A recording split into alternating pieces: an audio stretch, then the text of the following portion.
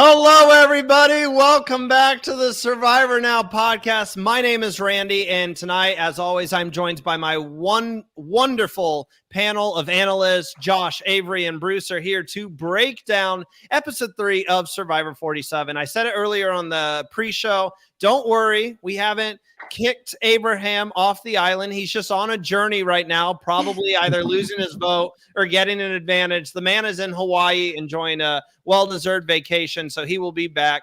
I think next week he returns. But we still have an episode to cover, which means business as usual for us.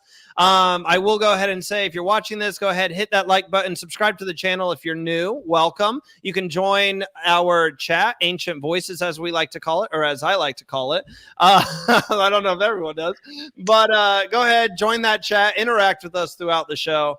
We really do appreciate you guys being here and all of your support. So, gentlemen and lady, let's go ahead and get into this episode, right? We like to jump around, but we always start off with like how we felt overall about the episode. And I've been super high on this season so far, saying I don't want to get ahead of myself, but if it keeps going like this, instant classic. But I want to start off on a positive note, and I don't think I'm going to start on a positive note. So who wants to take the floor here? I'll give you the floor. Who wants to take the floor and say what they thought about this episode? I can. Fine, I'll do it. This is going to be a really positive podcast if you guys get No, it was overall, listen, we're watching Survivor, and with us watching Survivor, yes, it ultimately positive no matter what. I am just going to say that I loved the challenges, or the challenge I should say. I love the camp life. I love seeing like kind of what's going on, the inner minutiae of it all. Like I love to see that. That's what I love the most about this, because there was a very long period of time when we didn't really know what was going on in camp life, and to see what happened in camp life kind of work its way into what's going on today, or the final tribal council, like that, just it kind of made sense. You could follow a story. It wasn't like, oh wait, blindside completely out of nowhere. So overall, I was very happy with it, and you know, this season has been doing what it's supposed to do. I appreciate it. Josh, I know you wanted to take the floor too. Did you have anything to add on to that, to what Bruce had to say? Yeah, I agree that getting the camp life and getting a lot of the social dynamics has been really good and interesting. And I don't know, the 90-minute episodes allow for us to see a lot more than we have in past seasons. And I feel almost every single person, you can get a little bit of a sense of like where they stand in the tribe and how they get along with at least one other person on their tribe.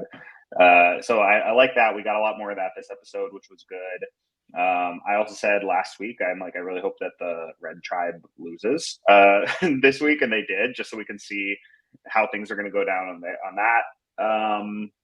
You know, when they go to tribal, pretty unhappy with the outcome of tribal council. You lost a person on your team.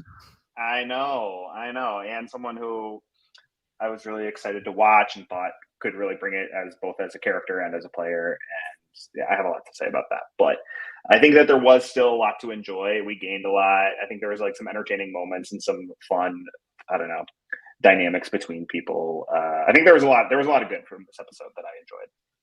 Well, I will say, before I hand it over to Avery to get how she felt about the episode, I'm really torn, because overall, I think we got a lot of camp life, as you stated. Like, I enjoyed the conversations that we got. I almost made a whole graphic about different types of fruits and veggies to see what we have had and what we haven't had. So like stuff like that is fun to watch. And it was really funny. I was enjoying that. I enjoyed the kind of the more activity we see at camp life now. I enjoy that as well. I will say, and I'm sorry to say it like this, I think this is the nicest way I can say it. The past 2 episodes have been so high for me of like, wow, they are really figuring this new era out. And this is like fantastic gameplay and fantastic editing. And this one, I felt like I was like full out sprint. Yes, Survivor. This is like the Survivor we all know and love, and then ran into a brick wall. It is still the new era. And there's still, I feel like too many advantages at times. And then I felt like we saw just really bad gameplay from some of the players today. And I also felt the editing team, who's been so great. I saw a funny tweet tonight that it listed Seoul and Asia are super close. Since when? When have we what? And then it says like Rome was like, I've been wanting to get Seoul out this entire game. Since when? It's the first Out of nowhere.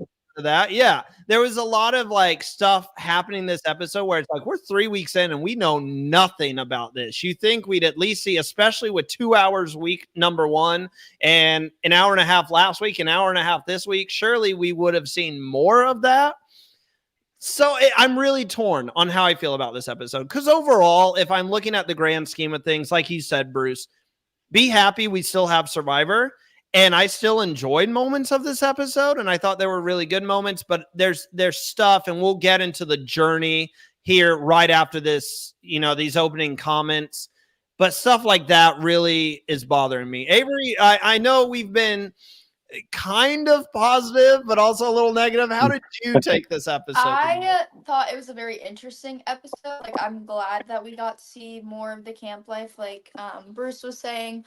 But I don't know. Like, it was such an odd episode compared to the others this season. Like, I feel like they were crazier, and I think I was ready to see the crazy. Like, my insane prediction of today, and it was completely wrong. But I feel like I was expecting a bit more from the players today, and I think that it was a little bit mellow, and I'm hoping that next week is a bit more like crazier gameplay, because I definitely think it was, I don't know, it was just very interesting, and like how it all played out was interesting, and how like obviously like it came out of nowhere that Asia and Seoul, like they were not even like seen like at all in the past couple of episodes, and then all of a sudden everyone's like, oh, like we need to separate them, like they're tight, and it's like I'm so lost as to where that came from.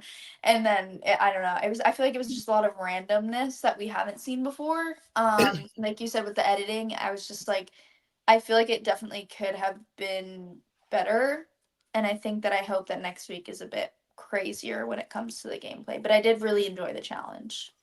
A lot of people, with all that being said, I don't know if you guys notice this, if you get on X as much as I was live tweeting tonight, trying to use our X account a little bit more, the Survivor Now podcast. So I saw a lot of stuff tonight.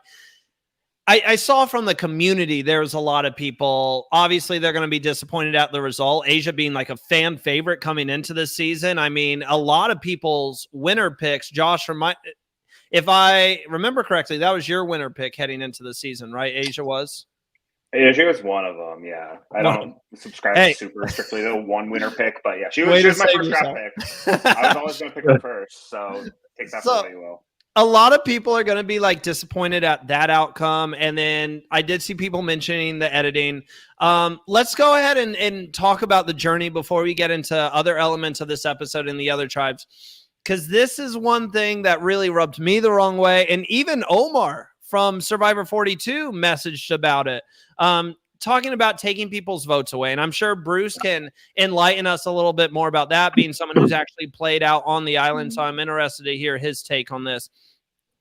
This is the first really negative Randy point. I sent the message out. I tagged Jeff, not that he's going to see it, but I tagged him and everything. And I said, Jeffrey, can we stop taking votes? I'm okay with the Beware advantage because you know what you're getting yourself into. By now, you know if you take the Beware advantage, you're losing your vote. So for me, that's a choice. That's all I'm asking. Give them a choice. And there's going to be people who make the argument, Randy, it is a choice. You don't have to go on the journey. Someone does have to go on the journey. Like you can't just, the boat's not going to pull up to the beach and no one wants to go. No one wants to risk their vote. All right, we'll just turn around. Someone is forced to go 9 times out of 10, even if everyone is like, I don't want to go. I'm not losing my vote over a chance thing. You're going to end up drawing rocks or something and someone's going to get forced to go.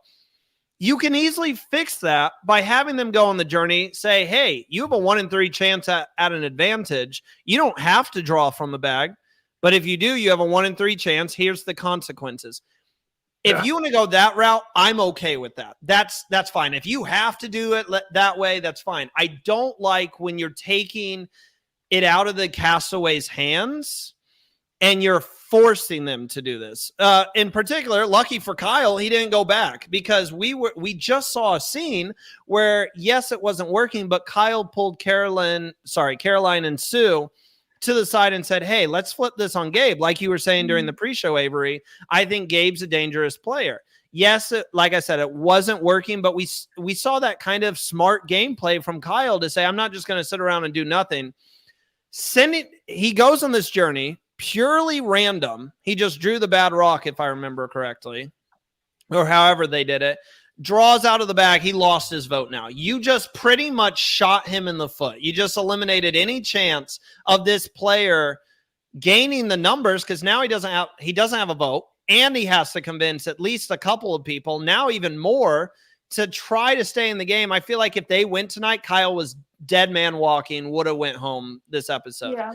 So that's my long kind of rant that I had.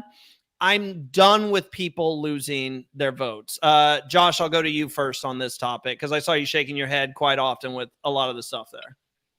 Yeah, I also don't like when people lose their votes in general. I mean, I'm kind of a purist when it comes to the game with stuff like that. But I think this is one of the worst ways to do it. I think there are times when you give players agency to make choices that have implications one way or the other. I can see the entertainment value in that, and there have been some good moments over the last several years that have come from that. But this one, I mean, they did this exact thing in season 44. I think it was in the premiere. Yes. And everyone, the consensus after that was like, that was terrible. Like, these people just lost their votes, and there was like no choice in the matter. It's one thing. It's like, okay, you can go get an idol, but you have to, if you don't get it, then you risk your vote, and then you have a choice. But they all had to stick their hand in the bag with a 2 in 3 chance of them losing their vote. Like, that's not fun. And it makes the game more limited, less interesting, and yeah, I don't know. I don't think anybody likes this. No, Avery, were you also on the side of like, why are we forcing these like moves on these players? Like, Kyle probably would have just left and said, nah, I'm good. Yeah.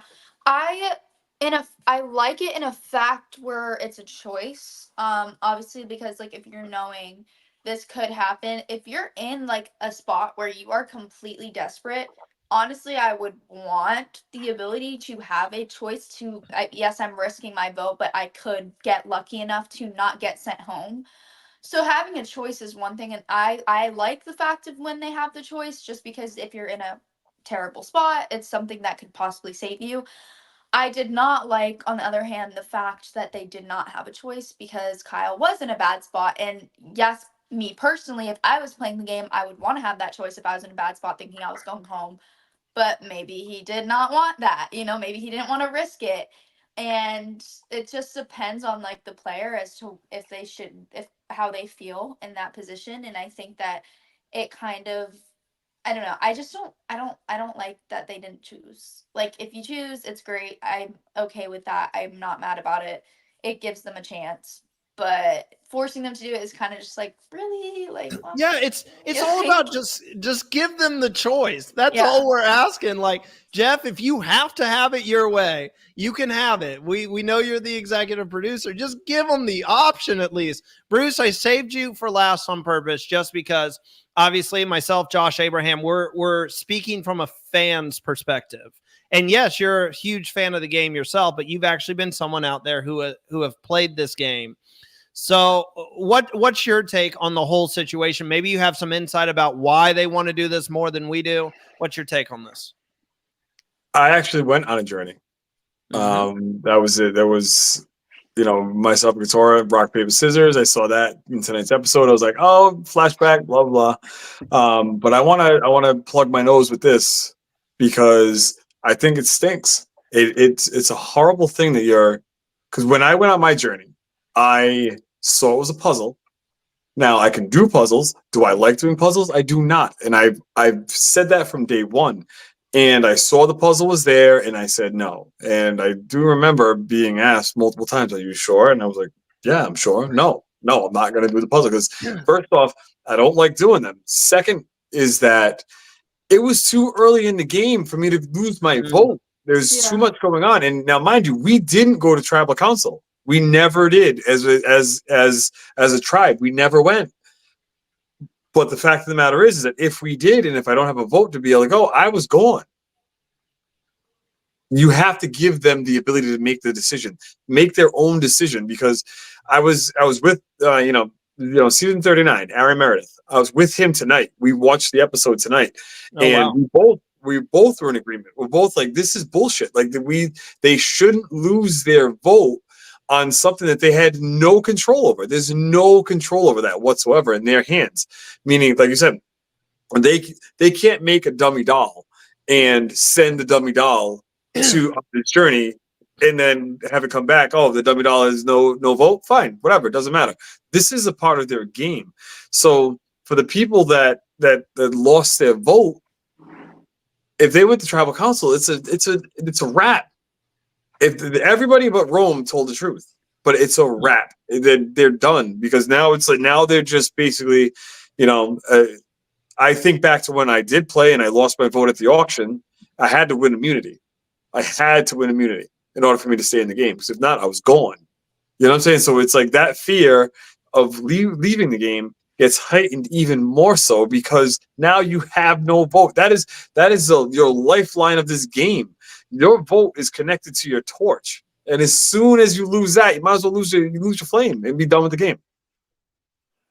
No, and I think the frustrating thing as well is I know this isn't going to happen because you don't want to make the producers mad. You want to come back and play again. I just want a player to go out there and immediately say straight to the camera, Jeff, this is stupid.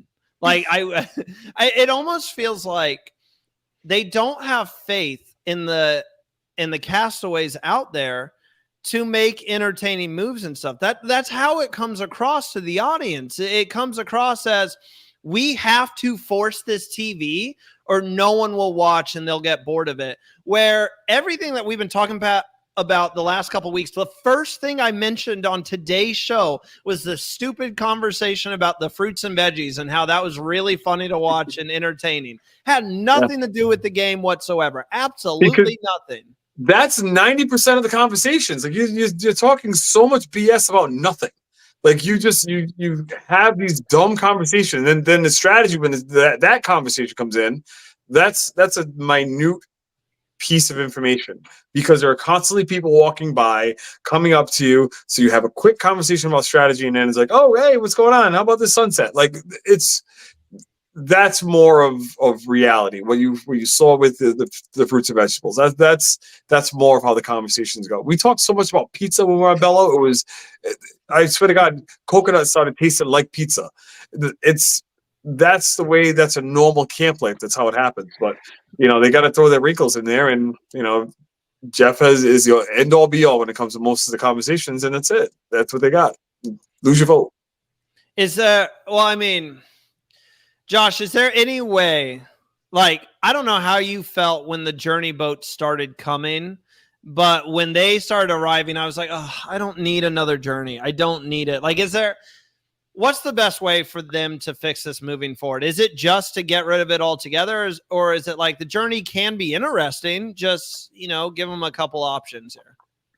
Yeah, I think it can be interesting for sure. And I think that there are big moments that have come from journeys, but the better ones happen when they're given agency, and they have a choice of whether or not to, I don't know, like to risk their vote or to go for it or whatever. I think of season 42 when Marianne, she took Omer out using her extra vote to take him out, using the extra vote to go out 3-2-2 at the final 6. She got that extra vote on a journey way at the beginning of the game.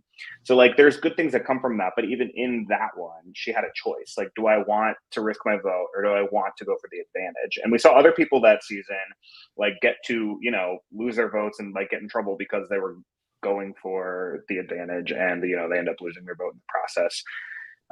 So there are good things that can come from that, but again, it all stems from agency and giving them the ability to make choices. So when I see the journey boats coming, I'm okay with it. Like, I don't love it, but I'm fine with it. It's not the hill I'll die on. I expect probably 1 or 2 every season. I do think that what they did here and then in season 44, when they did this exact same thing, is probably my least favorite iteration of the journey that they've done. I don't know if there's been one that's worse, but this one is pretty bad. But journeys in general, I don't hate, but this one in particular that they did, I'm not a fan of. Well, and it felt like they were like knocking it out of the park last season when they had Hunter go on the journey, and you had that cool little put these seasons in order. I loved that. Yeah, I loved that. More of that. Yes. Every Survivor fan was like, free. That's how you get more interaction as well, right? I literally ended up I have a whole binder on the show. I'm crazy, with everyone's gameplay and all the challenges and stuff. And I literally printed out the picture of each season, their logo, and glued it into the binder for each one. That was originally just season 1, season 2. But I literally glued the picture in because I was I have photographic memory. If I ever play the game, this needs to be engraved into my brain. So you're saying you'd be able to do the challenge is what you're saying? Yeah, absolutely. Easily. But I agree with Josh. I didn't like this one, but I like the journeys in a sense of, I think it's interesting to see what the players say to each other. Rome, he went up in there and was I'm on the bottom. Asia and Seoul are running the show. And completely lied to them so that when the merge hits or if a tribe swap happens, which rarely happens, but if it does, they're oh, these now that Asia's out, but they're Seoul, he's a threat. Remember what Rome told us, even though that's not at all what's been going on at camp. But that's the one thing that I do like about the journeys is seeing what he's gonna curry so much favor too, if you really think about it. Rome's gonna sit there and say these two people, they're running the show. Now one of them's gone. So now I'm predicting this. When we see them get to the next challenge, people are going to be like, "Oh, he was right. Rome was right." They should put that little voice in there and let people know that this is what everyone is now seeing, because that there was a point in time that when they went back to the tribes, it's okay, this is what Rome said. He told us everything. And now when they go back and he's just gone, they're gonna be oh, okay, so he wasn't lying. He's someone to believe, and it could get him far in the game. Yep. I also find it interesting. This is something that we didn't get last time, that we had a mini journey, is we didn't see them talk at all. That's when TK went out with Asia, and they just immediately split up, or at least we didn't get to see it.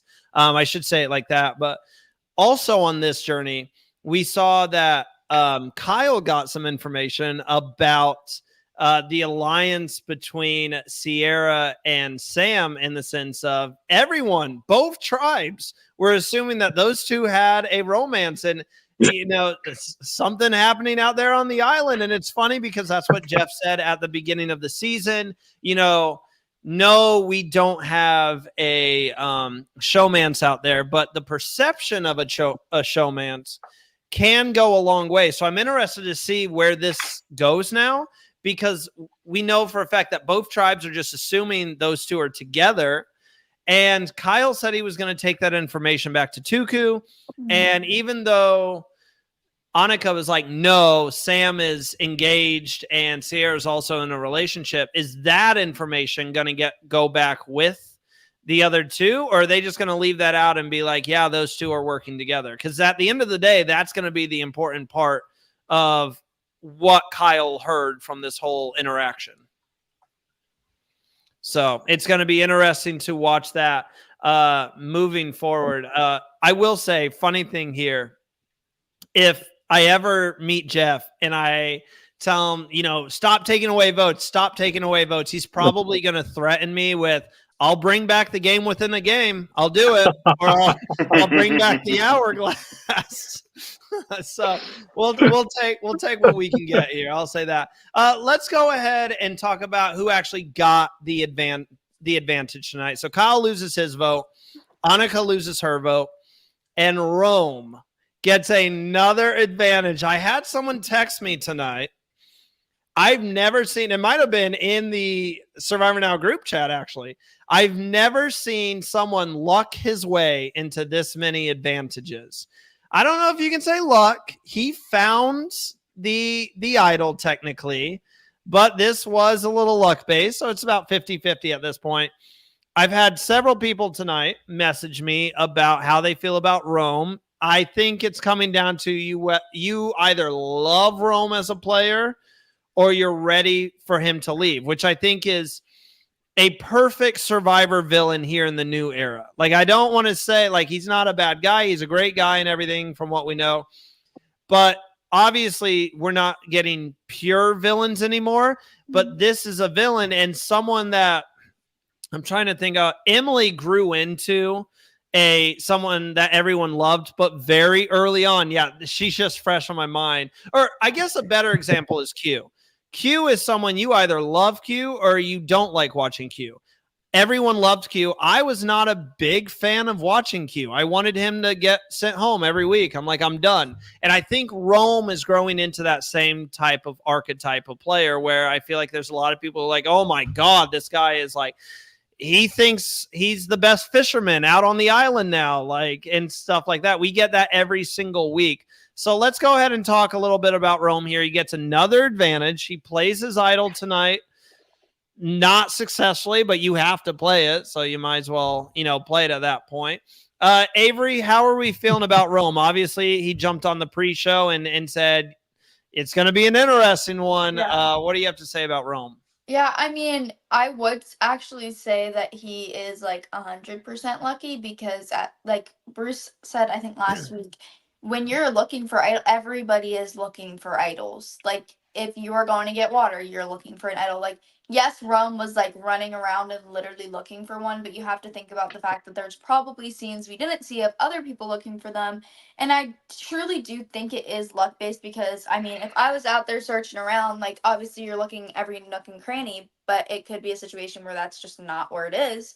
Or like a beware advantage that's hidden and then you have to find the idol. Like, I do think that in a sense that is luck, and I do think he got very lucky, especially today, pulling out another advantage. I don't love the fact that he's kind of been a bit like, I don't know, rude to the other players and like acting like they've done nothing. Because I remember Kashawn was like, you say like you're the best fisherman, but none of us have gotten a chance to fish. And then like him eating like the two other fish in front of Asia when he gave her like this tiny little piece was kind of just like, I just didn't think it was necessary. Like, if I was out there and that happened, I would kind of be like, all right guys, like, once he doesn't have this idol anymore, like, it's time for him to go. Because I think it's a situation where you are on an island together, you do spend 24/7 together, and if there's somebody annoying you, like, you cannot ignore them and like go on your phone and watch TikTok. Like, you literally are sitting there and all you hear is like nature, and then that one person being like, oh, I'm so good at this and I can do this and I can do that, and you're like, please stop talking before I literally go insane out here. And I feel like that would be me, because I just like very, like, if somebody's talking in my ear about that, I'm like, you need to stop. But he did get lucky, and I will say kudos to him for coming up with that to tell the other players that Asia and Seoul were running the show, because now that Asia's gone, they're gonna believe it. So kudos to him for that. But I do think that it was kind of unnecessary to kind of like treat them how he was treating them, I guess, in a sense. You didn't even mention the interaction that he had with Soul during the challenge. Oh, yeah. Where Soul's like, please just let me go first. And Rome pretty much put his foot down. No, yeah. I'm going first. End of story, period.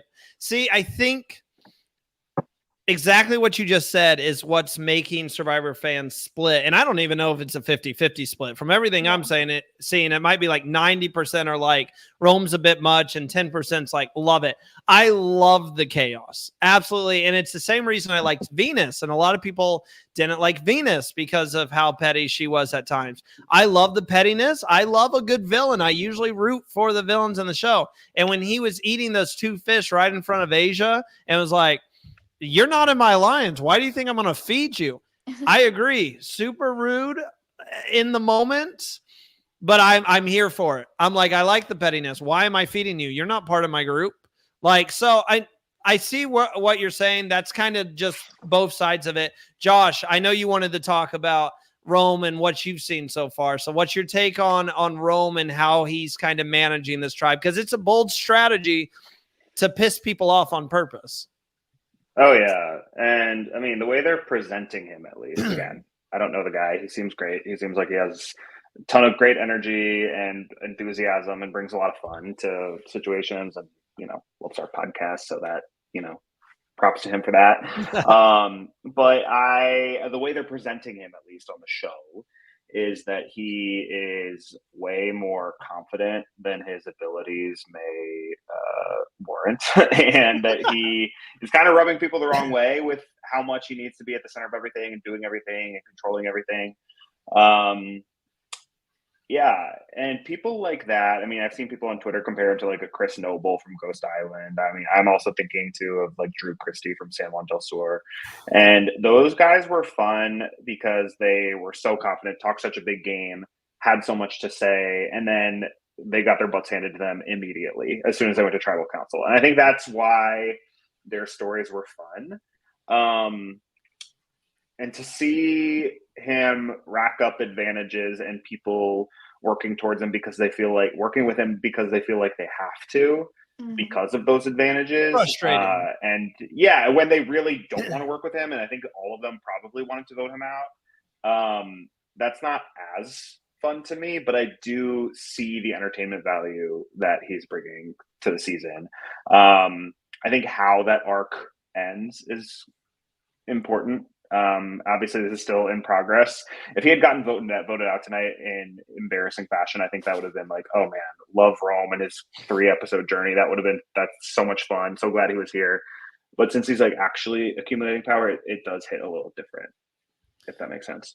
No, it can definitely be, especially if like that's someone you're not rooting for, like someone like Andy, who I think a lot of people have turned to a positive note. Like, we want to see Andy with this redemption arc. We want to see him succeed and get his footing. I think if he's finding advantages, it's like, yes, we love this. Yes. But Rome, someone who rubbed people the wrong way right at the beginning, could be a little much for people.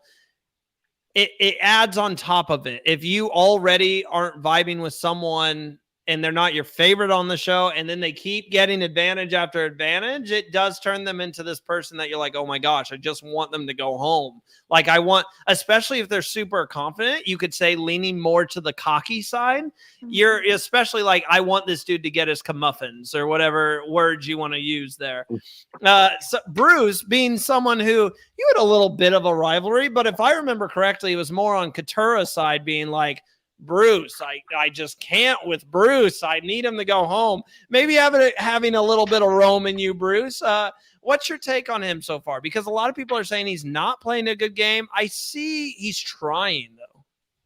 He's dealing with what he's being dealt. Like, he found the ability to go out, he had the ability to go get the idol. So fine, he goes and gets that. And he goes on this, the journey, pulls the right scroll, boom, gets that. Okay, we'll give it to him. Hopefully he's watching. Rome, me and you, let's talk real quick. He's probably watching. There's a certain level, meaning that with any aggravation that people had with me, it had nothing to do with how I performed. For me personally, I think that for me, it was people looking at me as that, oh my God, he's a father figure, bossy, this, that, and the other, blah, blah, blah, which I was not trying to get across, but it came across that way because there's such an age demographic gap. With Rome, it's a little different because, yes, he's got that, the thing, like the cockiness about him without showing anything. He was not in first place when he was running his leg of the race in the challenge. The fish thing, I remember with me and my rival, I said something while we were getting ready to have fish, and it was like the end of the world, which didn't make any sense to me, but to other people it made sense. Like, Bruce shouldn't have said that. Fine, I took care of it. But with Rome, it's like he's dying on that horse. He's going to be like, I'm going to be aggressive. I'm going to say whatever I want, which is fine. They talk about we're not going to cast villains. They don't, and I said this, I think, already. They don't know who they're casting, just for the fact that everybody's gonna say the right shit. That's what it comes down to. I'm gonna tell you exactly what you want to hear because I want to be on this show. It's a show that I love, and I need this show for some to fill some void in my life. I'm going to win this show. My auntie hated me. Whatever you want to come up with. He's doing it as much as humanly possible to elevate who he is and show people, yes, I'm cocky as hell. I'm going to do what I got to do. And even if I don't fully succeed at it, I'm going to keep letting you know that in my mind, I did succeed at it. And it's going to be interesting to see, because I really honestly thought that he was going home tonight. I did, because they couldn't wrangle anything together because it's a little bit of infighting, whatever. But I thought he was going home just for the fact that he was so damn cocky throughout the entire episode. Now, is he a cocky person in real life? Probably not. He's probably the nicest dude in the entire world. But edits are edits are edits. And I'm just talking solely in regards to the edits being showed. I can't wait to meet this young man. I really can't. Like I'm super excited. He's mild, energetic. Like he just looks like someone that I could just chill with and just come to, like, invite people over to talk to us. But as far as for the edit, like, man, they're making him out to be like someone that is, you either love him or hate him. Well, I think he is going to be the villain, because I don't know if you guys saw this. This was a small little feature. And I've always said this, and I say it every season. The weakest part about me being a Survivor fanatic, outside of my memory's awful, and I wish I had the ability Josh has to just like pull these players. He mentions these players, and I'm like, oh yeah, I forgot all about him. Like, good pulls like that. My memory's awful. But the other thing is, I don't know what it is. Tribal Council, when everyone's the most invested in listening to people and what they have to say, I tune out. I just want to see who gets voted off. And a lot of times at the end of the episode, I tune out, like I'm getting ready for the podcast. But I actually noticed a small feature this time, which was, I don't know if you guys saw it. When they're walking out, Rome has this evil smile on his face because he just voted off his nemesis in Asia. Like, it's right when the credits are rolling. He just literally, like, and I'm like, oh, this guy, he's embracing it. It feels like My wife was pissed. My wife was pissed. She's like, why is he smiling like that? And I was like, honey, it's just a game. And then she literally went back to, do you remember when everybody laughed when you got voted out? And I was like, that mother, right? That's why I noticed he was in the front of the line, so no one even could see him, because I bet the moment he turned around, he like, man, that's tough. I'm very like, he immediately like did the face transformation and everything. Yeah, I think Bruce, you brought up a good point of like everyone's gonna kind of like show casting what they want and things like that, because like, I mean, you play the game, so I'm sure you know, like, you could literally probably put exactly who you are on that like video and whatever in the interviews and things like that, and go out on that island and be facing the elements and be tired and be starving, and you are a completely different person than you actually are back home. Let me know if I'm incorrect on that at all. I just feel like that's kind of how it feels in my mind, because he seems like such an energetic, fun, like nice guy, and then out there it's kind of a little bit different than what you would expect to see in person from him. What I showed on camera, like me dancing on the boat and big, that's who I am. When I got home and we're watching, I would watch every single week with my friends, my close friends, and they would be like, what are they complaining about? Like, this is you. That's who you are. This is what you do. And I'm like, yeah, but they didn't get me. Like, I was dad to them in some sense of the word. But they didn't get me on the island, but they get me now that we're no longer playing this game. Like, it's you will always, and if you're watching, if you're ever gonna, if you apply and you get on the show, the real you will show up. I promise you, it will show up. And when it does, you can't shut that thing off. Like, you're just got to be you, because you're hungry. You're not getting enough water. And then this one's talking to that one. What the hell are they talking about? And you want to walk over there and say something. Like, no, I can't say anything to them because they're going to think I'm a horrible human. Then you walk over anyway. And you're like, what are you guys talking about? And then they lie to you, and you know they're lying to you, but you got to be like, oh, all right, cool. Like, let's go get some water at the water well. Like, no, this game is a beautiful construct of something that should last for at least another 30 years. Like, this is showing all of the viewers exactly who you are when you're playing this game. And when the time goes on, it gets worse. It gets worse. Oh yeah, don't forget that your true self comes out. You're not eating, you're not sleeping, especially when you have to sleep on bamboo, which we're going to get to. We're going to talk about the other tribes. I know we're going to loop back around here in a little bit and talk about what led to Asia actually being the third castaway eliminated from Survivor 47.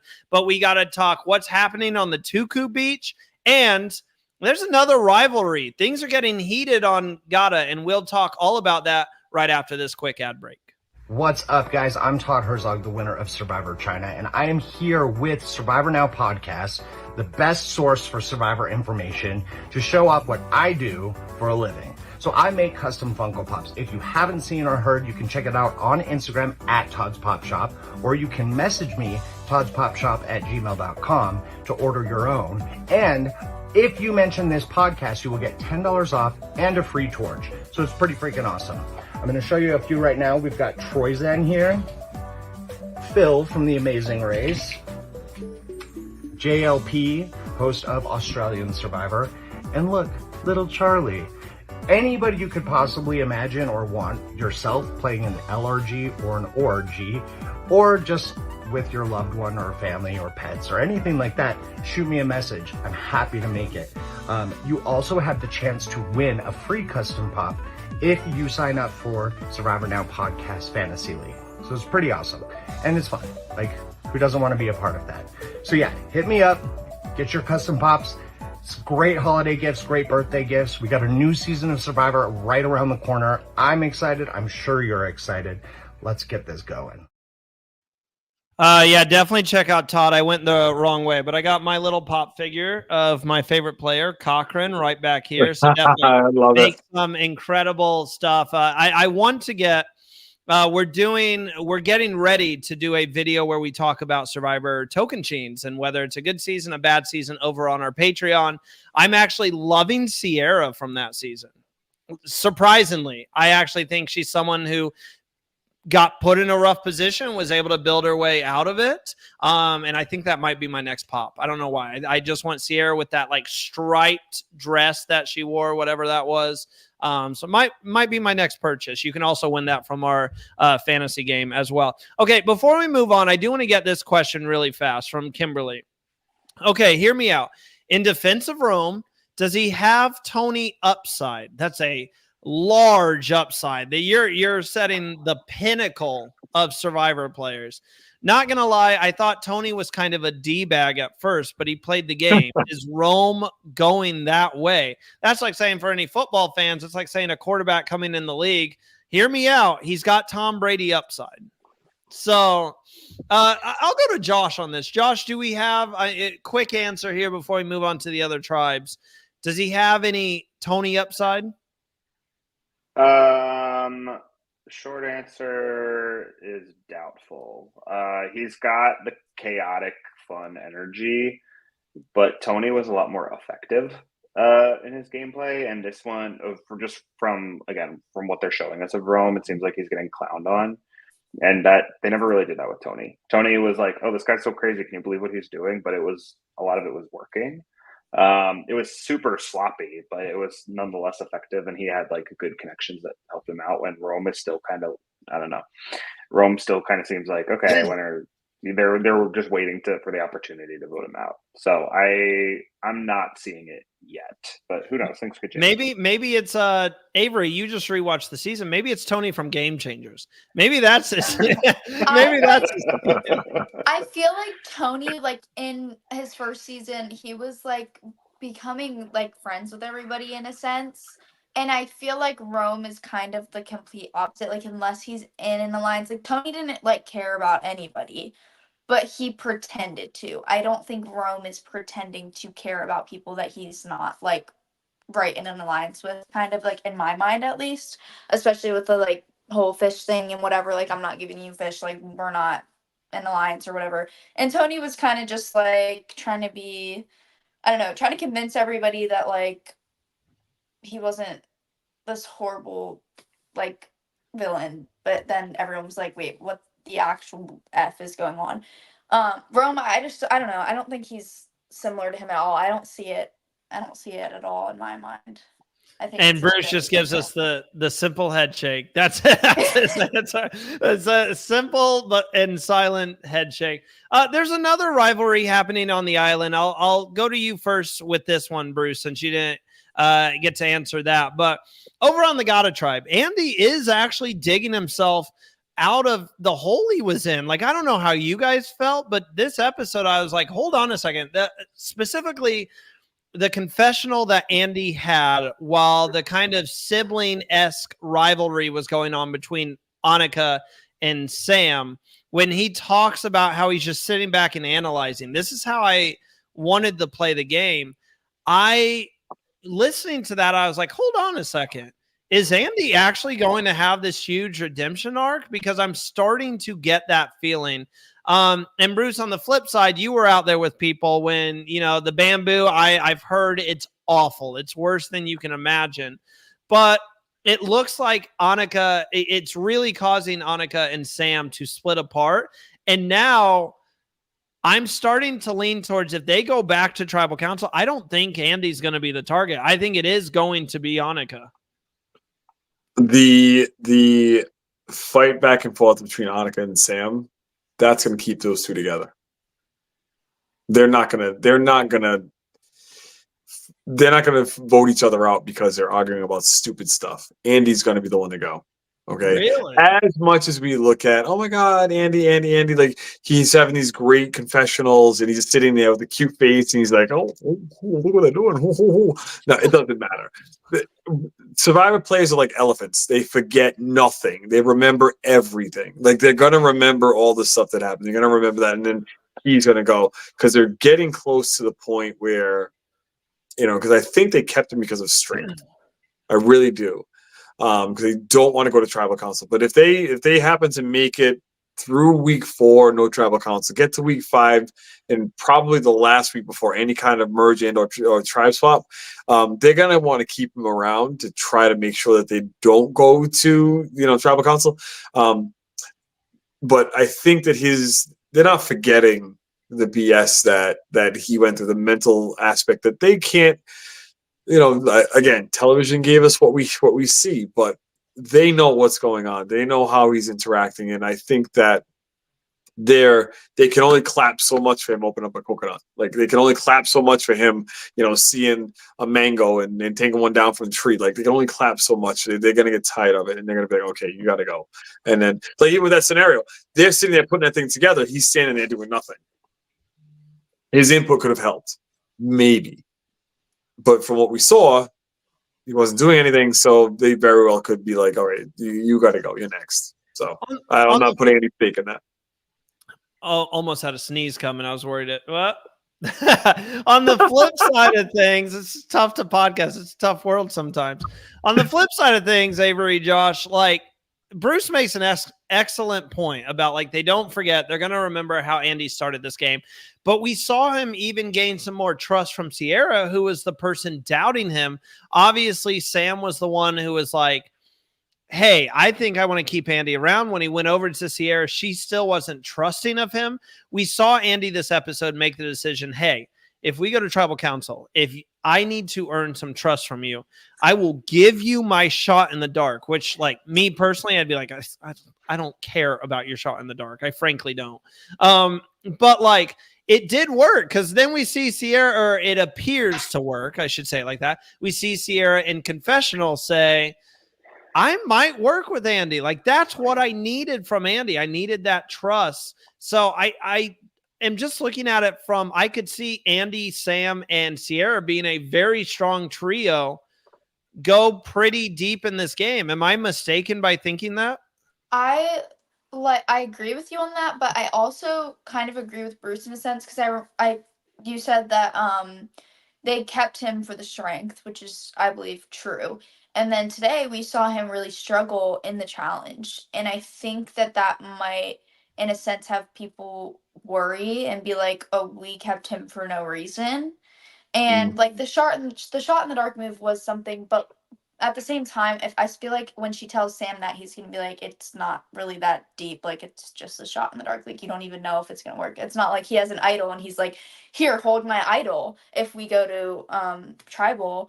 And so I don't know. I feel like I'm more leaning towards Bruce's side with this, just because they did keep him for strength, and then he didn't do too great, and then like Bruce said, they were doing that thing today, building the clothes hanger or whatever, and he was kind of just standing there, and he was just like, wow, this is a great spot for me to be in because they're arguing.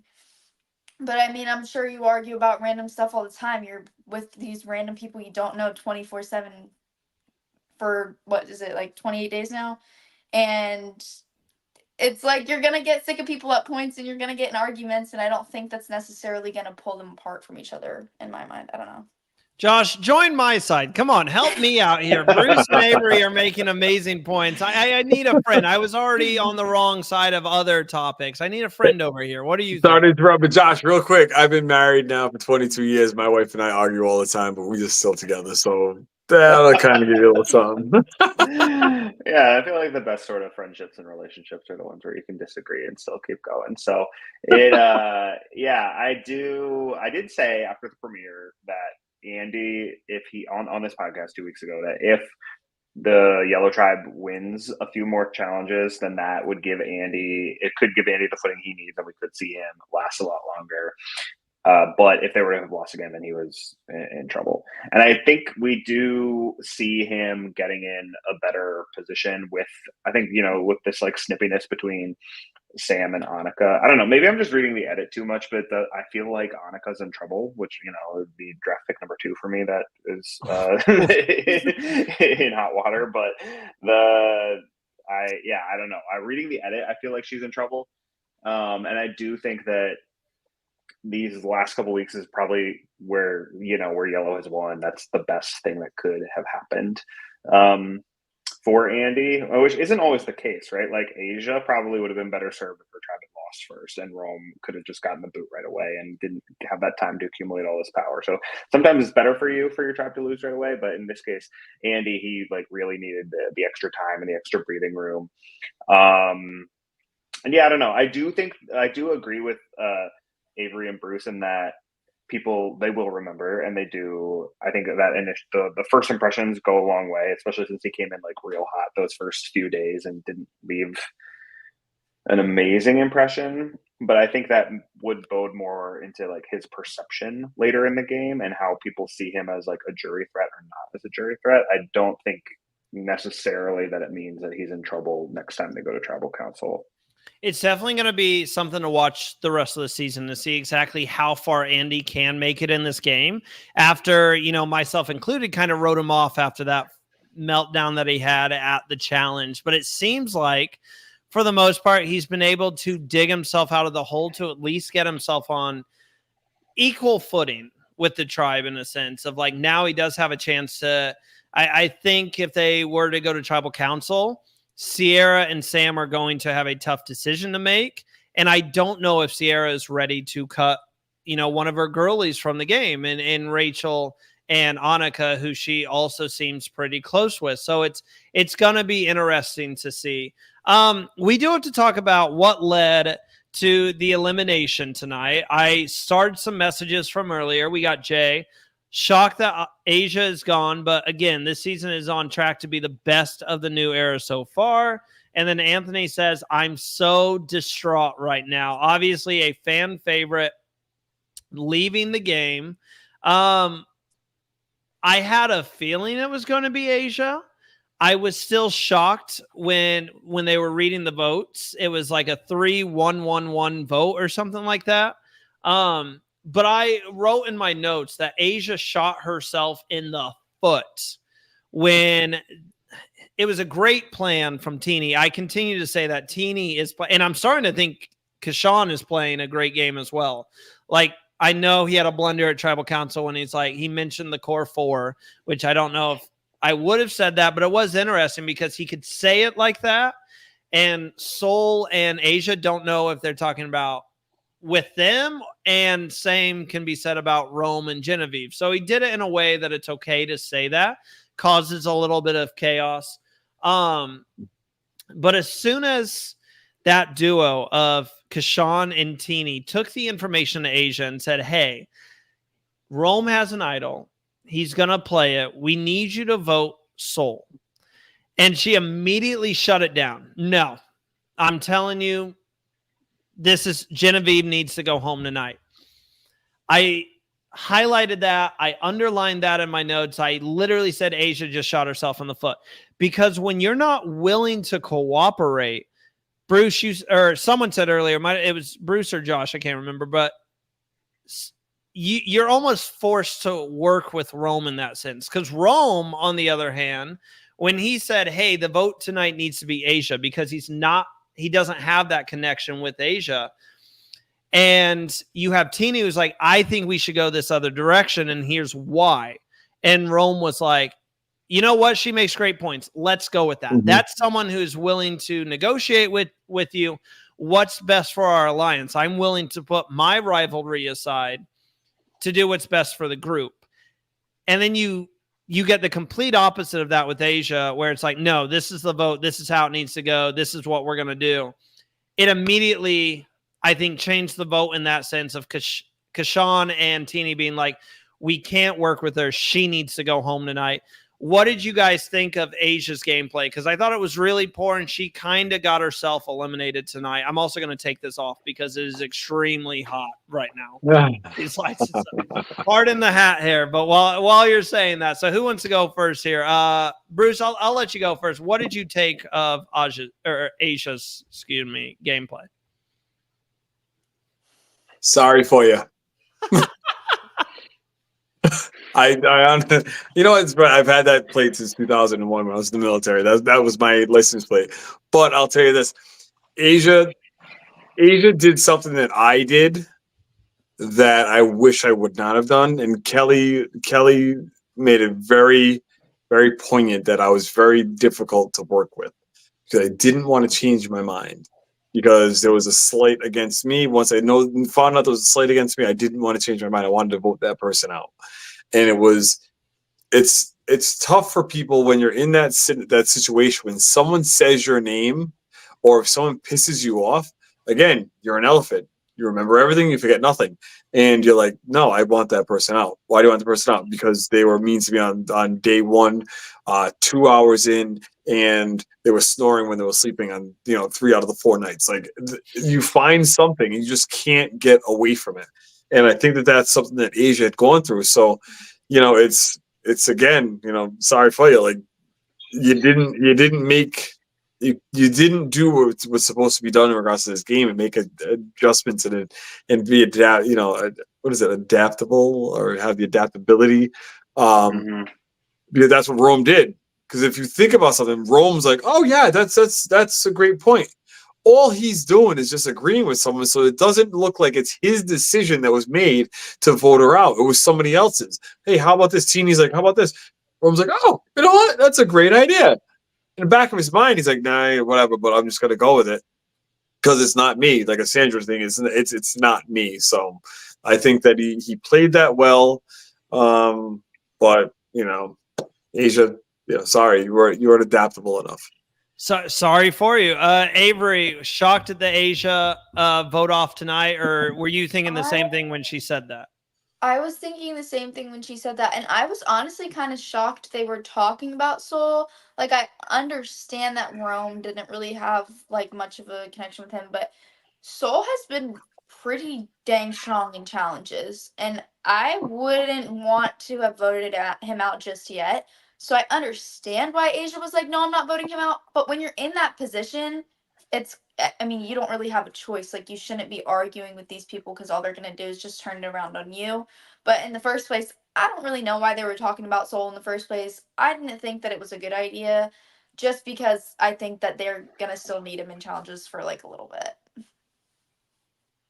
Bruce, did you have something to add to that? Yeah, I know why they wanted to vote him out, because he's older. That's the reason why.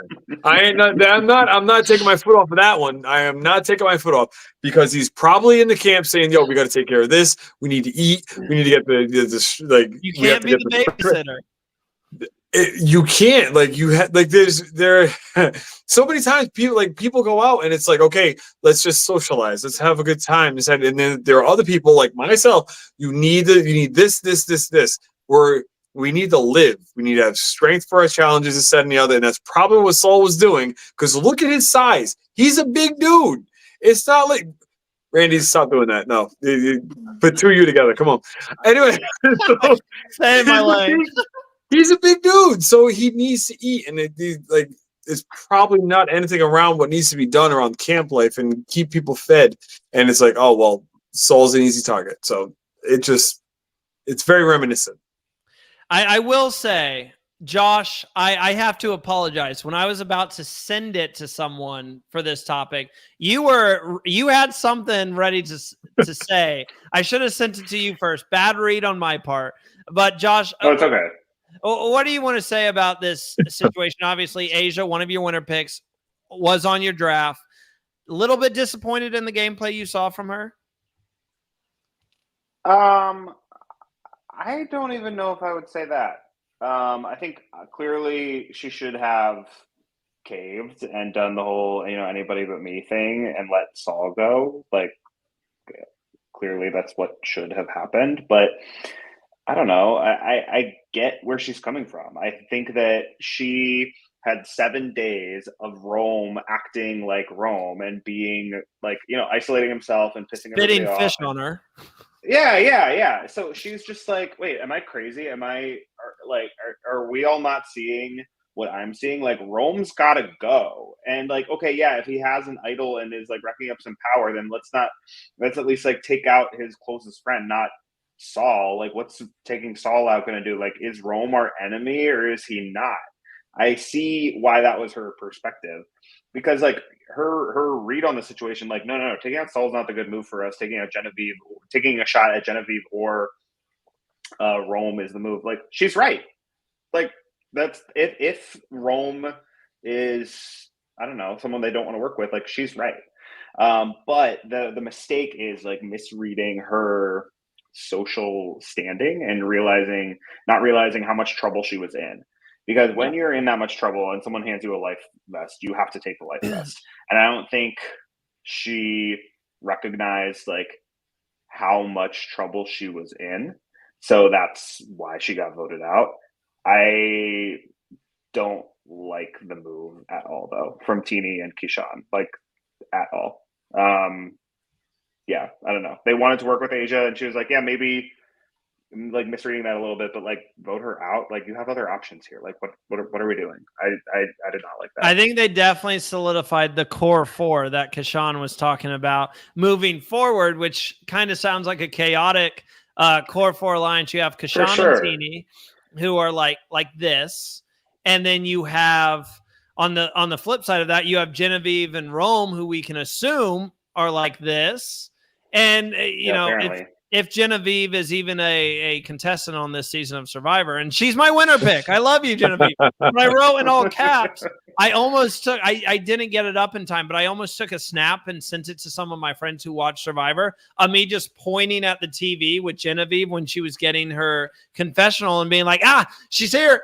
Yeah, she got it. And I wrote in all caps, oh my gosh, we got Genevieve. Also, props. She's obviously a Survivor fan because on the sit-out bench, she was checking under the sit-out bench and like, wow, where's that?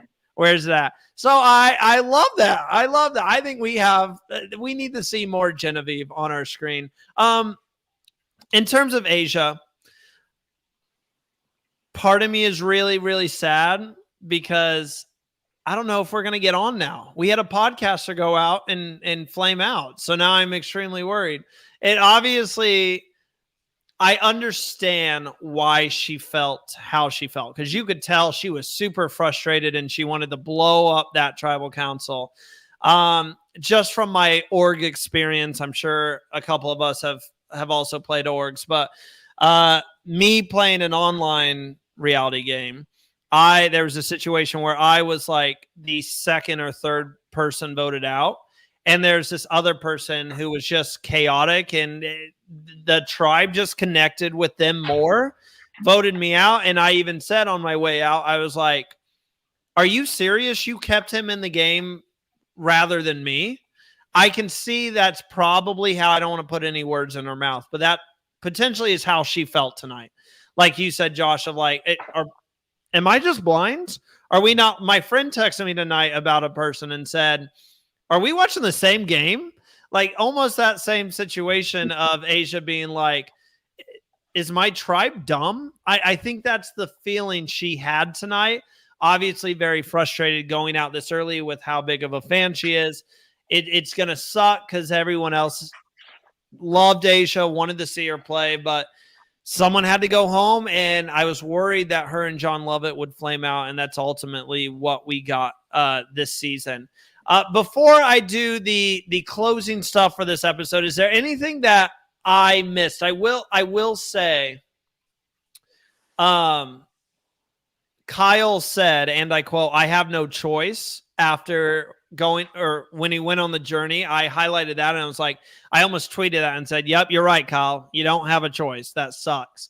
And then the other thing I wanted to shout out, I love the challenge where they jump from a high point and the puzzle was really cool. I like the twist that they did, where two people had to go and get a bag. It just, man, I'm watching for the first time ever Tocantins right now. And I've seen challenges on there where you have to like spin someone and then they have to like try to race each other on the balance beam, like challenges like that. And I saw one where you get 5 minutes to build a barricade and then you have to toss ceramic pigs through and try not to break them. I miss challenges like that. This is a good challenge, but I do miss challenges like that, more uniqueness to the challenges. But is there anything I didn't mention today we didn't talk about that you want to? Avery? I did want to mention that during the challenge, Teeny was like struggling a bit, and we actually saw Soul kind of being very like pretty compassionate, at least in my mind of what I saw, and helping Teeny get through the challenge. And in my mind, that honestly made me want to see more of him. Seeing that he wasn't being like, all right, let's go, seriously, come on, like you're messing this up for us. He was kind of just being like, you got this, like, supported Teeny through it. And I think that in my mind I wanted to mention that because that made me want to see him more. And when I thought they were going to vote him out, I was kind of mad because it made me want to see him more, because we haven't seen a lot of him, and now I think them putting that in there made me want to get to know him a bit more, and I'm hoping we do next week. I love that shout out, and I think we might see more of him next week based off the preview. Josh, you had something to add? My bad, man. Yeah, no, I agree with that, and especially at the end, how he was like going after Rome and just being like, "Hey, can you believe this kid? Like, I don't believe anything that he says." And just the dry sense of humor that he's like giving to the confessionals, and his like the way he's roasting Rome like in confessional is a lot of fun, and I'm really enjoying that dynamic. I would rather have seen Rome leave than Saul or Asia, but I'm glad that we at least get this dynamic more going forward. And I definitely want to see more of Saul too. And after this episode, he's the one I'm on that tribe of rooting for the most. I fully agree with you. Like Saul, awesome. Here's the thing: he's 42. He's older. Yeah. He's looking at Rome, 12 years junior, and saying, "Huh, reading through your bullshit." Like he can see it. It's like it's his innate thing. It's you have the ability once you get older, and I'm using my age right now. Once you get older, you tend to look at people, and you've seen them enough to know when someone's lying to you. And in that scenario, he was straight up being lied to, and even Rome, the way that he was like, kind of like finding his words, Saul was like, "Nah, I'm good with you. I understand what you're doing." He called it the entire time. Yeah. The entire conversation, the entire episode. He's like, I'm not believing this. I love it. Yeah, I absolutely love it. And I'm like you said, Josh, I'm so happy that he is still here, and I cannot wait to see what he's going to do. Like I'm that entire tribe, I'm rooting for him right now. Same here. And I was thinking, like, us as viewers, we obviously know more in a lot of ways because we can see the confessionals, we see what's going on behind the scenes, we know like who has what advantage, whatever. So it's easy for us to see that Rome is lying, but also I'm like, okay, if I'm a player in this game, seeing him, like, it all feels pretty transparent. Like, he's not a very good liar. He's not a very like well thought out liar. So I said to my friends who I was watching it with, but when when Rome was going through that whole charade, I'm like, somebody at least is like, not going to believe him, right? Like someone is going to see right through this because it seems pretty transparent. And then like right on cue, Saul comes up with that confessional. It's like, I don't believe him at all. So that was fun. Yeah. I'm enjoying that. Saul instantly becoming a podcast favorite. I'll just say it right here because I think I agree. We need to see more of Saul. I'll throw this out there. We're 3 weeks in. Does anyone want to throw out a name of like you guys said Saul is your favorite on the Lavo tribe, but does anyone want to throw out a name of someone that they're really vibing with is maybe their favorite this season? Like I'll give you a second. I was talking to Avery about this earlier. There was a secret scene last week with Kyle talking about how he doesn't eat meat and he finally caved in because, his tribe was talking to him and saying, man, we need you strong for challenges. Like you need to eat. And they caught some crab and it's valuable protein. And in a confessional, he was like, man, I'm doing this for my family. Like, that's what I thought about. Like, I really need this. This would change life for my family. And I want to inspire my family and those I love back home. And I want to, if I have to eat meat to make it to the end of this game, if I have to sacrifice that, I will, because that's how much my family means to me and how much making it to the end means to me. It put me in a new perspective with Kyle, and he just seems like one of the most genuine people out there, and he's truly doing this. I'm not saying that everyone else, they don't need the money. I'm sure they do for their own reasons, but I just really like the cause he's doing it for. Like every time he speaks, I feel like his family's coming up and you can just feel like he's super down to earth. And that's the most important thing to him. So that's someone, yes, if you guys haven't watched the secret scenes and all this, I'm sure you're probably being like, Kyle, we've barely seen Kyle. After watching that, I think Kyle's the person I really want him to make it to the end of this game. Like I'm rooting for him to navigate. I know he's in a tough spot right now, but I'm really rooting him on. Do you guys have anyone that you're really connecting with? I would say, I talked about this in our draft and cast assessment. Sierra lives in Phoenixville, Pennsylvania, which is my hometown. She loves Stephanie LaGrossa. She loves playing pickleball. Like, love all of that. Rooting for her in that regard. But I think this episode, all 3 episodes, I've enjoyed watching Annika too, and I really enjoyed the scene tonight when she and Sam are kind of going back and forth, and she's like, "Well, okay, why don't you do it like this? Why don't you try like cutting that thing?" And then he's like hacking at it. She says, "Do you think sawing it might be a little bit better?" And then he does, and it works right away. And she just goes, "Okay," like just that simple, oh yeah, I was right, and you were not happy about it. You hate this right now, but I was right. I really enjoyed that encounter. So I'd say Annika and Sierra are the 2 I'm enjoying the most like that. I would say I agree with that. I have been loving Annika. She reminds me of Venus. I was thinking the same thing. She kind of reminds me of myself. Like she's a little bit, like she has a bit of an ego, but I love it because I feel like if I was out there and someone was arguing with me and I was right, I'd be like, yeah. I would rub it in there. I would be like, yeah, I was right. And I don't know. I'm just loving her, and I'm loving Kyle too. After that deleted scene, and like I said before, Soul. I want to see more. I really after this episode want to see more of him. But I would say overall for like the past 3 episodes, I would definitely agree with Josh in the fact that I'm really loving Annika. And just like I love her attitude. I feel like it brings something to the show that I love to see. I love that. Love that. Bruce, is anyone getting your stamp of approval? I know it's a little different maybe for you because you know, former player yourself, but anyone getting that stamp of approval? I'm trying to think of who other than Kyle and Sue have children. There's something to be said about when you're out there and you're like, okay, I'm doing this for my kids. If he keeps that fire going, Kyle, that is, if he keeps that fire going, then he's gonna go very, very deep in this game. It's beside me right now trying to figure out who else has children, and I don't think anybody else does. I don't know if anybody does. Yeah, and I think that might be it. Oh, We need older people. We need grandparents out there. Where's the old, like 60-year-old science teachers and stuff? Remember the whole, right? The whole diversity thing. I appreciate the diversity thing, but it's only been diversity by way of what you look like. There's no diversity by way of age. There's no diversity by way of like, having like a family dynamic of some sort, because you're putting someone like Saul and Sue in a different category because they're older, and now they're fighting so much more to try to be relevant in this game. It's like they start like a leg behind and have to dig themselves out or whatever. Exactly. And everyone's gonna go back like Gabler won because of X, Y, and Z. Like, I understand that. I got you. Yes, thank you, Gabler. And I love him to death. Like, I really do. He's a great, great guy.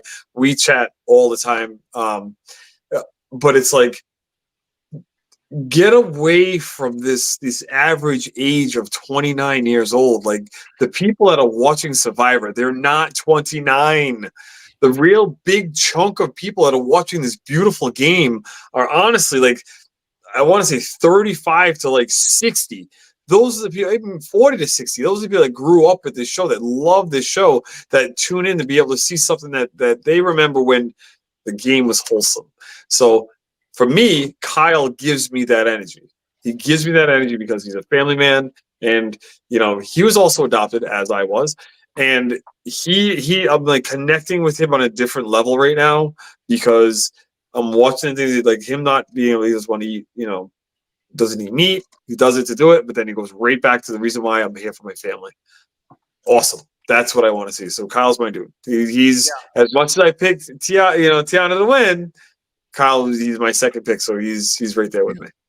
I could not agree more. I think that is a great segue into wrapping this up this evening and talking about some of the great stuff some of the great content we have coming up for you on Survivor Now. Starting tomorrow with a huge guest, Survivor Social, 9 p.m. Eastern time on YouTube, on SurvivorNowPodcast.com. We have the most recent winner of Survivor Australia. He was on the season Titans versus Rebels. Ferris is going to be joining Tegwith and Kara to discuss how he's taking the U.S. version of the game. He's a newbie to watching U.S. Survivor. He just started with 46, so this is all new to him, this new era gameplay. He's going to be breaking it down from an Aussie perspective tomorrow night, 9 p.m. Eastern time. And then on Friday, noon p.m., or I said noon p.m. I knew I was going to do that one day. At noon Eastern, join Jack and Will as they break down the stocks, essentially. The biggest risers, the biggest fallers. They look at the edgic. It's basically like a power ranking show. They let you know who, from the edit's point of view, is looking like is going to end up winning this season. Actually, Jack was in the chat. Oh boy, Stockwatch is going to be fun on Friday. Yes, it is. I know a lot of people are going to be shocked. I think the Stockwatch guys as well, that Asia went out this early in the game. And then on Saturday, Ollie returns. Got something for you. He's back from vacation. The boys break down episode 3, and they will take you scene from scene. So if we missed anything today, they'll make sure to cover it on Got Something For You. That is Saturday at 3 p.m. Eastern time. And if you want to watch other content that's not Survivor 47 related, but Survivor related, we got that too. This started off as a Patreon early access video. It is now officially released for everybody. Myself, Matthew, and Ollie discuss 3 people from each new era season who are guaranteed to return. Do we think Bruce is going to play for a 3rd time? You'll have to watch the video to find out. And also, you can let us know in the comments of that video. Do you agree with us? Did we miss anyone? Definitely check that out. Available now to everybody on YouTube. And if you are not a member of our Patreon, go ahead and join that. Link is in the description down below. We are about to do a video talking all things Survivor token chains. I'm currently watching it for the first time. Avery is watching it for the 2nd time. I think Josh might be joining us to discuss it. Josh, how many times have you seen token chains? Just once, actually, back when it aired in 2009. Yeah. Are you going to rewatch it, or are you going to go off memory? It's okay if you just want to say, oh, if I join, I would definitely rewatch. Yeah, so we're gonna talk about whether that's a good season, whether that's a bad season. Talk about all the icons, legends that came from that season. Should be a fun stream. That's going to be exclusive for our Patreon members. Actually, exclusive for the Legend tier of our Patreon. That's the $5 a month. But we also have the Faithful tier that you can pay $3 a month as well. So definitely check that out. And before we actually end the stream, there's one other thing I want to show everyone. Avery. What are you wearing tonight? I'm wearing my Survivor Now sweatshirt. Yeah. You get it like in the camera. So comfy. If you guys love us, go buy one. And then we can all match. And you guys can be in the chat. Like, I'm wearing the maroon today, matching with Avery. I could not agree more with everything she just said. This is the navy one. So we have these hoodies. There's also crew necks. There's also t-shirts that just have our logo. But then there's we got some sweatpants for you guys over there on our store. There's also some Survivor 47 inspired gear. There's one shirt in particular. It's going to cover my lovely panel here, so I do apologize. But there's a shirt that says, "I will jump in a well for Survivor Now." Another one for Andy that says, "They were going to vote me out, Jeff, but it's okay because I can listen to more Survivor Now." Definitely a lot of fun stuff over there. You can check it out via our store, survivornowpodcast.com, or the link is in the description below. Well, everyone, thank you for joining us again. If you're watching on YouTube, go ahead, hit that like button. Subscribe to the channel. I got like hair in my mouth at the worst possible time. If you're listening on Spotify, make sure to leave us a rating, preferably 5 stars. We greatly appreciate that. Follow us on all of our social medias at Survivor Now Podcast, and check out all of our content on survivornowpodcast.com. But that is it for us. Enjoy the rest of the content that we have planned for you guys the rest of the week, and meet us right back here next week, same time. If not, sorry for you, because you're missing out on a lot of amazing content. We'll see you then, guys.